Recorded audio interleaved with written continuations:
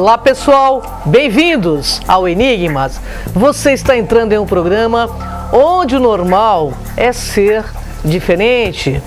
O normal é ser paranormal. Tudo bem com vocês? Olá, Cris. Olá, Kátia H. É um enorme estar com você aqui na TV Grande ABC, né, Kátia? Isso mesmo. Todas as semanas, às quartas-feiras, nós estamos aqui a partir das 14 horas ao vivo e também pelo Facebook, aí na página da TV e na NET, Canal 3 Regional.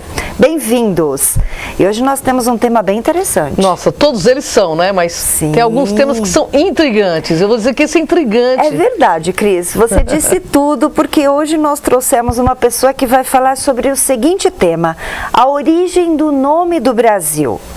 Ligado a fatos antigos e mitológicos, a origem do topônimo Brasil permanece um mistério muito além do pau-brasil.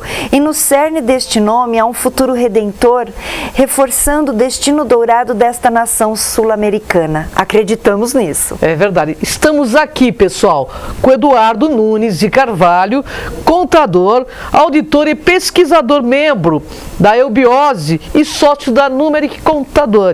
Tudo bem, Eduardo? Olá, Eduardo. Honra enorme estar contigo, viu? Muito obrigado. Obrigado, querido. Obrigado, por ter aceito o nosso convite, viu?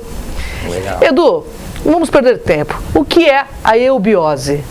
A eubiose é uma escola iniciática, uma escola onde se estuda a religião, estudos comparativos de ciência, filosofia e religião. E o propósito central dela é fazer com que seus participantes adquiram autoconhecimento e construam algo importante para a comunidade, para o Brasil e para o mundo. Perfeito. Eduardo, me diga, qual é a importância da toponímia e há uma correlação espiritual do país e o seu povo? Toponímia é o estudo da origem dos topônimos, ou seja, os nomes das cidades, o nome dos bairros, o nome dos locais, porque um país tem aquele nome e sim, tem uma forte correlação, tradições culturais, ao destino de um povo, a formação, a história desse povo, a mitologia em torno dos seus habitantes guardam correlação com a toponímia daquela cidade, daquela região em que eles habitam. Perfeito. Edu, qual a primeira evidência documentada, né, do termo Brasil na língua portuguesa?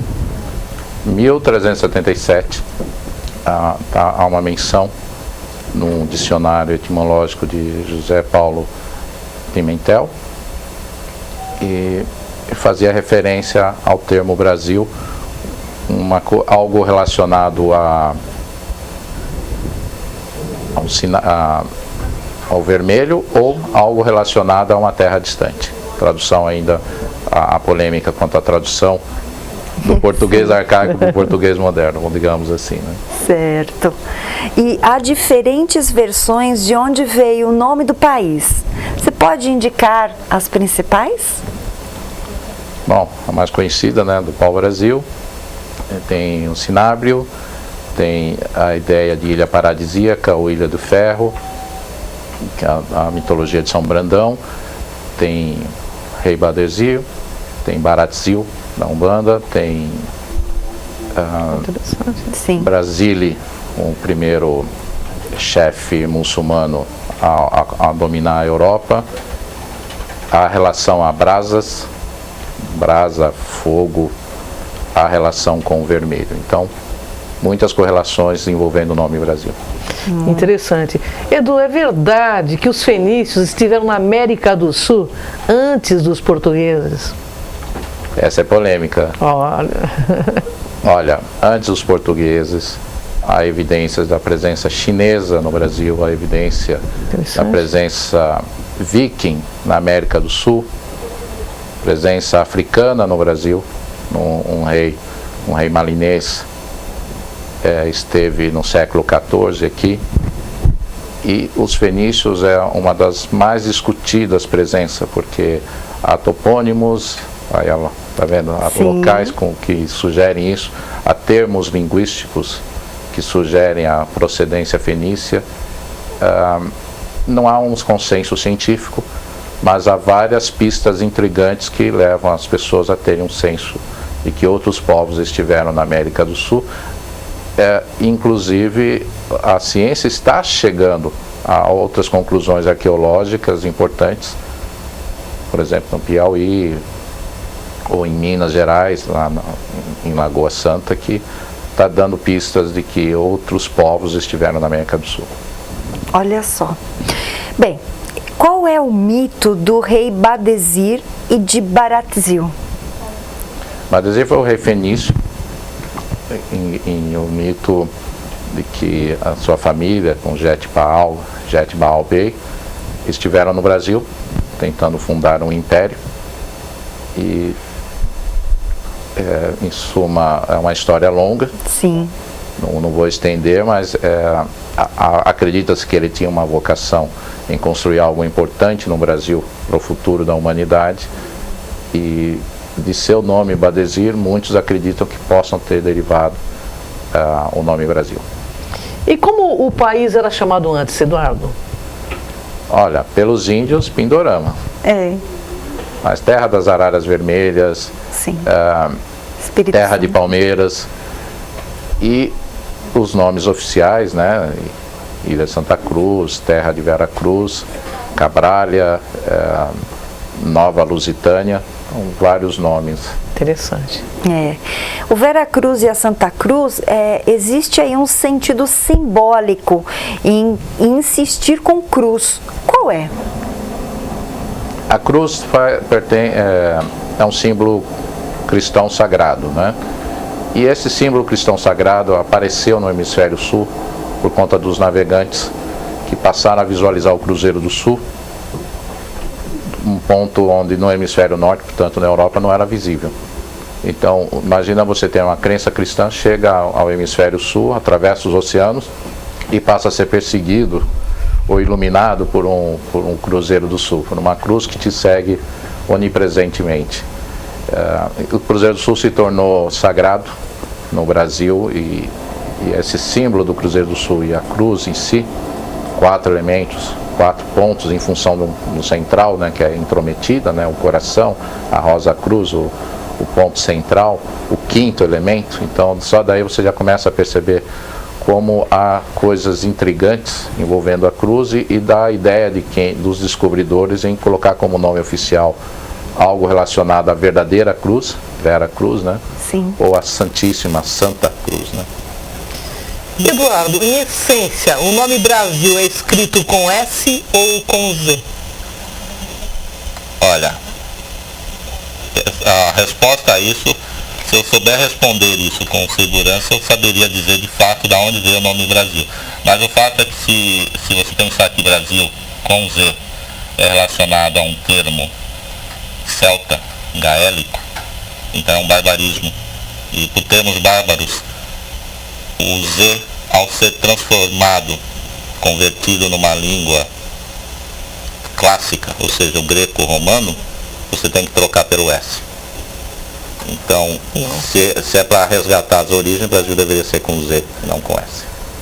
Interessante, hein? Muito. Nossa, estou adorando essa pauta. Bem, nós estamos aprendendo muito, porque afinal eu agradeço somos aqui muito. do Brasil, né? Todo enigmas é assim, né? É isso mesmo, desvendar. Tanto em língua fenícia como em língua hebraica, Brasil se escreve BRZL, ou seja, sem as vogais. Qual a feliz coincidência disto?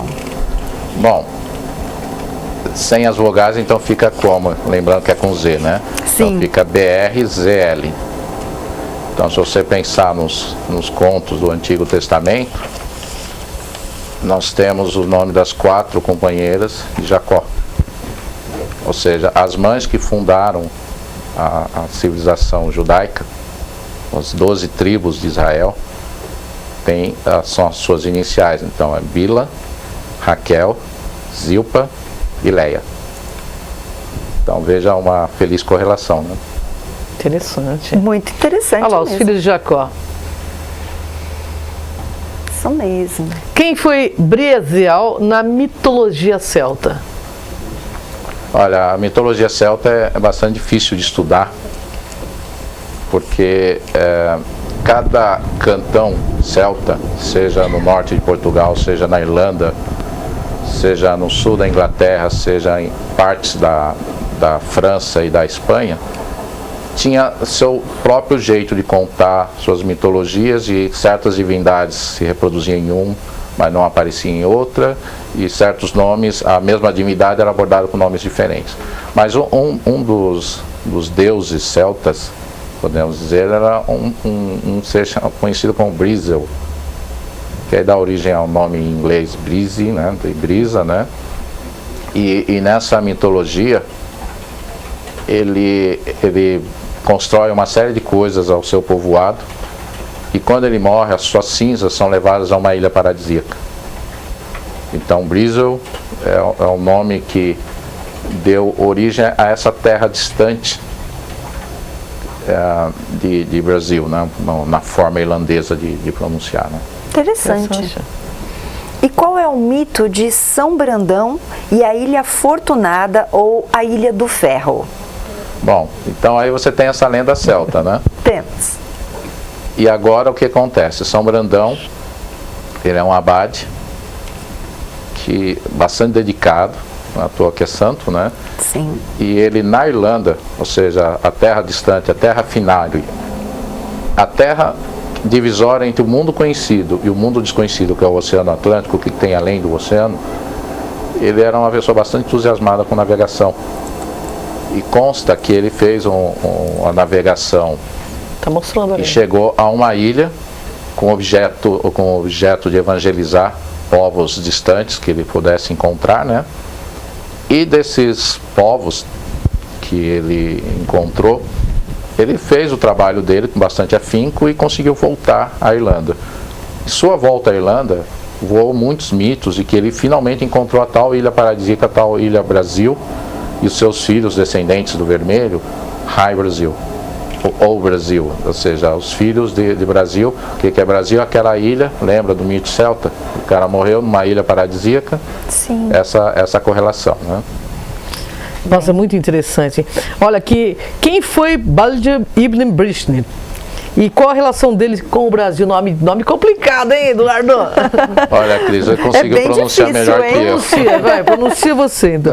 Ninguém conseguia pronunciar o nome, mas ele foi o primeiro chefe muçulmano a tomar conta da Europa, no caso Andaluzia, Córdoba, e a dificuldade de pronunciar esse nome levou um choque que as pessoas, vamos dizer, Brasil, virava Brasil.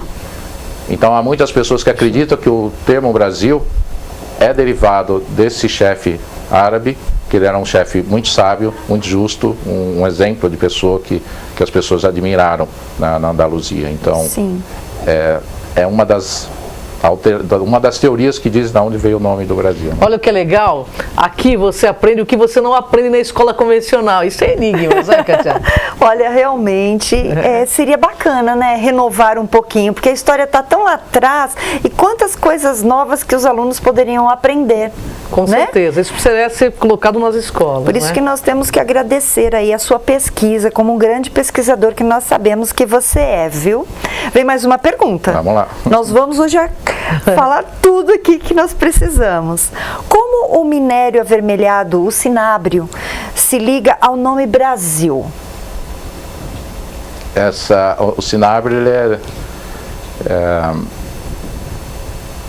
ele foi um objeto importante de exploração comercial na Europa, na Idade Média. Olha o cinábrio lá. Idade Média para a Idade Comercial. Ele foi muito explorado pelos celtas, que chamavam de Quinabar. Só que o Quinabar, você pega a última sílaba e coloca na frente. Era a forma de pronúncia céltica. Então a escrita era diferente da pronúncia. A pronúncia passava a ser barquina. Então, passando por italiano, passando por romanos, passando por espanhóis, então foi ficando Brasino, Brasino, Brasília. Então, o cinábrio, como entrou no português, é uma provável explicação da origem do nome do Brasil. Ou seja, o termo do comércio Brasil foi derivado do cinábrio. Interessante. O comércio entre fenícios e celtas, tá? Só para deixar bem claro.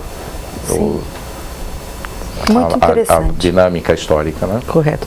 Edu, Brasil no fenício significa terra remota, longínqua, última. Poderia ser essa a versão correta? há etimólogos que defendem essa tese, de que o Brasil do fenício, né, Brasil, né, quer dizer terras remotas, povoados remotos, locais distantes. Então, para justificar isso, lembra aquele texto que eu falei de 1377, a primeira evidência escrita? Uns se referem que era o comércio do corante vermelho, o Brasília. Outros diziam que o Brasil foi usado como no mesmo texto para descrever que aquela mercadoria foi descrita de terras bem distantes, bem remotas. Interessante. Olha só. Bem, os portugueses já usavam o topônimo Brasil antes de Cabral? Sim.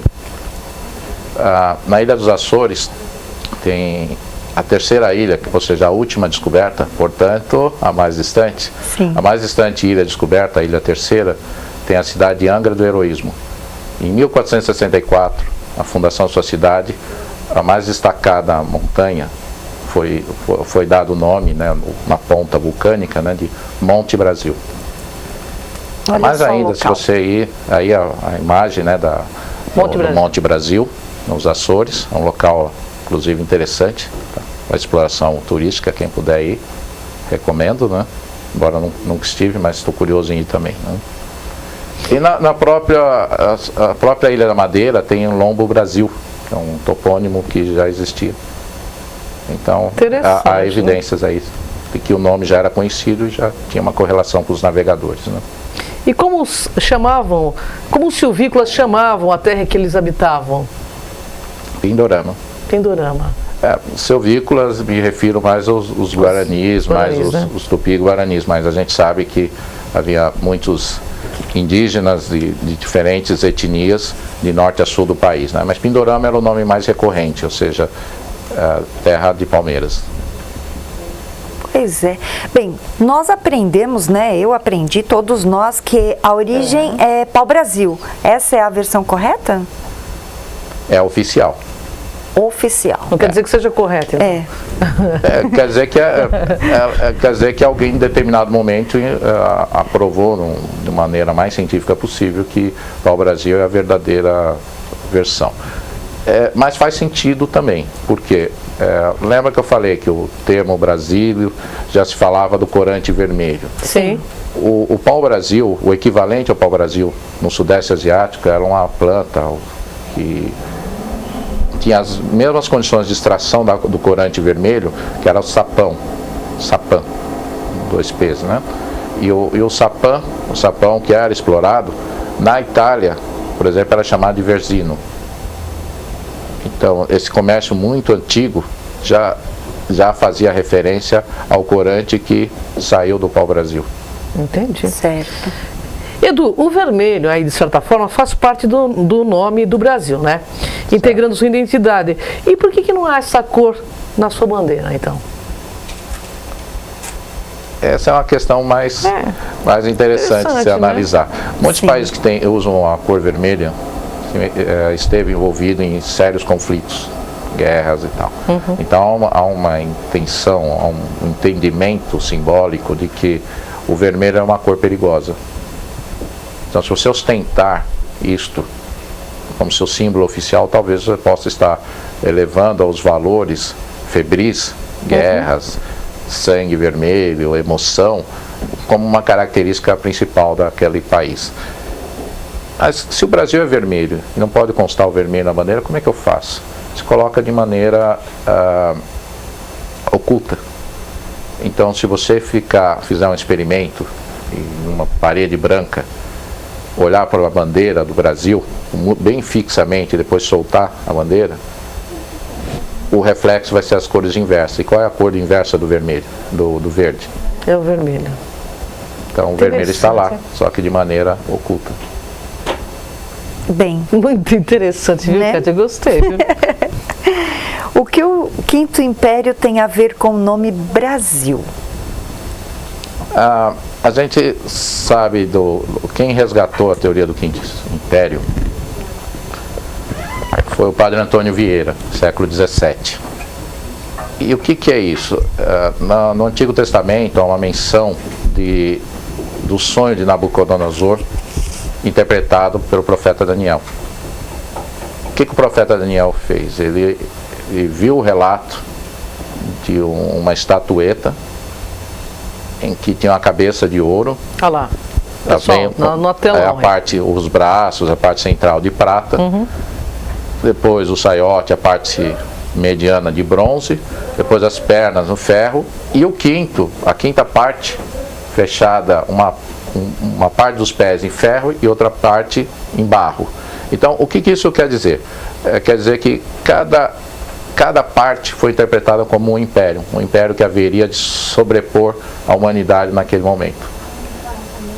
O padre Antônio Vieira acreditava fielmente, e depois o Fernando Pessoa resgata essa teoria de que o quinto império seria o Império Luso, portanto, o Império Luso brasileiro. Não é curioso que tenha ferro e tenha barro? Sim. Então não é curioso que a Ilha de Ferro, no Brasil, um dos maiores produtores de ferro, e que o vermelho que a gente falou, do cinábrio, o vermelho da terra, a brasa e tudo que é decorrente disso, e do corante, tem a ver com a lama, tem a ver com a terra, e é um símbolo difuso, porque ferro você pensa que é uma coisa dura, uma coisa forte. Lama você pensa como uma coisa suja, uma coisa leve, uma coisa úmida, uma coisa moldável. E a gente vê que o Brasil é uma mescla disso tudo, é um povo de mescla racial, de mescla cultural, e você vê que o Quinto Império está enfatizando justamente aspectos mesclados. Então, essa tese do padre Antônio Vieira, né, é um mito, mas é uma interpretação muito válida acerca do futuro do Brasil e da humanidade, tem uma correlação com essas diferentes teorias envolvendo o nome do Brasil. Sim. Interessante. Verdade. Edu, o que você entende como futuro espiritual do Brasil? O Brasil ele tem a missão de transformar o paraíso na Terra. E o que isso significa? Significa a gente acessar um quanto evolutivo, a gente se desenvolver, a gente estar em integração com o resto do mundo, mas não se deixar contaminar por coisas como terrorismo, guerras, intolerâncias, e você trabalhar para o futuro. E para isso, nós trabalhamos firmemente em se transformar no celeiro do mundo, num país de dimensões continentais que há de o novo nascer aqui. E esse novo a nascer aqui, a gente vendo esse estudo da toponímia, mostra claramente que há elementos que ajudam a gente a pensar num futuro iluminado do Brasil. Mas não é um futuro para se viver bem, basta ser brasileiro e estar feliz. Não, muito pelo contrário, tem muito trabalho pela frente e que esse bem gerado é para todos. Quem inventou uma peça que resolve a vida de todo mundo, essa peça vai ser vendida pelo resto do mundo. E assim passa a ter um novo padrão de estabelecimento das coisas em cima de uma nova tecnologia. Então acho que a ideia de futuro é mais ou menos assim. O que surgir de bom vai ser para beneficiar a humanidade toda. Que assim seja. E é o que nós estamos precisando, não no Brasil somente, mas no mundo, né? De pessoas que realmente façam e que realmente essa energia prevaleça. Eu vou colocar os seus contatos, tá bom, Eduardo? Os contatos e redes sociais é o 988637878, o e-mail brasilfacts@gmail.com, o canal 3005 no YouTube, né? E o seu Twitter é @enunespact. Muito bom. Eduardo, gratidão. Gratidão, Eduardo. E fica o convite para você falar do Quinto Império aqui no programa Enigmas. Será muito Por favor, monta essa pauta que pra gente é uma honra, porque nós acreditamos no Brasil. Nós acreditamos na força espiritual que tem o nosso povo. Nós acreditamos em você aí, que está conosco aí, né?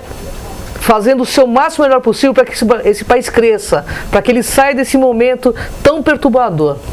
Porque, como diz a música, moro num país tropical abençoado por Deus, gente. É isso aí. Cris, Eduardo, eu vou te fazer vou colocar aqui, porque você tem uma palestra dia 12, eu queria que você convidasse É verdade, o dia pessoal. 12 do 8 agora, vou estar no Espaço Galáctica, Rua Giovanni Gronk, 2307. O telefone eu coloco abaixo do vídeo, porque eu não lembro aqui de cabeça. Mas eu convido vocês lá. Entra lá no seu Face. Entra no Face. Vou falar da civilização felina, dessa mescla aí que tem aí entre nós aí, esses protetores da Terra. E nós também convidamos você a conhecer o canal Kron, onde o Kron TV no YouTube, todo o acervo dos nossos programas, lives, tudo que nós temos lá, a nossa trajetória, Cris de Pascoal, programa Enigmas e outros, e fica lá, à vontade. Kátia Gaia, né? Está lá conosco também, porque é minha parceira. Claro. É a parceira dessa, é nossa... Enigmas, Fator comandante Paranormal. dessa nave-mãe, né, Kátia Gaia? E eu convido vocês a conhecerem também o meu trabalho no meu site, que é o www.soldegaia.com.br. Lá na minha agenda você sabe dos meus cursos, interações, vivências e tudo que eu disponibilizo, tá bom? Gratidão imensa pelo carinho, pela sua companhia, que nos assiste sempre. Gratidão mesmo, Cris, por essa caminhada. Gratidão, pessoal. E no programa Enigmas é assim. Aqui, você vai ver o invisível. Ouvir o inaudível. E você vai acessar o que dizem que é impossível. Gratidão, Edu. Gratidão. Até o próximo Enigmas, pessoal. Vem com a gente aqui. TV Grande ABC, vem cá.